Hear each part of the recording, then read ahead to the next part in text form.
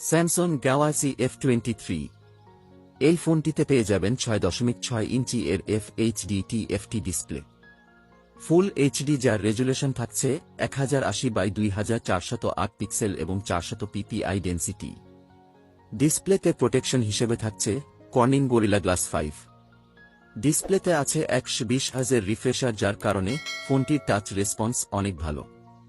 ফোনটার ব্যাক সাইডে থাকছে ট্রিপল ক্যামেরা এবং একেবারে নিচের দিকে থাকছে স্যামসাং এর ব্র্যান্ডিং। ফোনটির সামনের দিকে থাকছে একটি ফুল ভিউ ডিসপ্লে, যার উপর অংশে ও শেড বা ওয়াটার ড্রপের মাধ্যমে বসানো থাকছে সেলফি ক্যামেরাটি, যার প্রাইমারি লেন্সটি হল 50 মেগাপিক্সেলের ওয়াইড সেন্সর সাথে দেওয়া হয়েছে 8 মেগাপিক্সেলের আল্ট্রা ওয়াইড একটি সেন্সর এবং আরও থাকছে 2 মেগাপিক্সেলের একটি ম্যাক্রো সেন্সর। যারা স্যামসাং লাভার তাদের কাছে এই বাজেটে আর সেরা কোনো ফোন আর হয় না। এছাড়া পাবেন একটি 8 মেগাপিক্সেলের সেলফি ক্যামেরা, যার ফটো ও ভিডিও কোয়ালিটি অনেক ভালো। এর চিপসেট হিসেবে থাকছে স্ন্যাপড্রাগন 750G, যা মূলত 5G চিপসেট।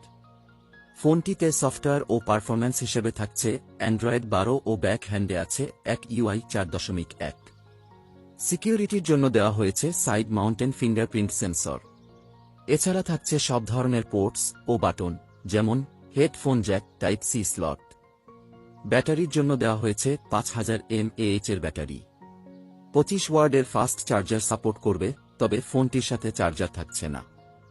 দেশে ফোনটির দুটি ভ্যারিয়েন্ট পাওয়া যায়, 4/6GB র্যাম।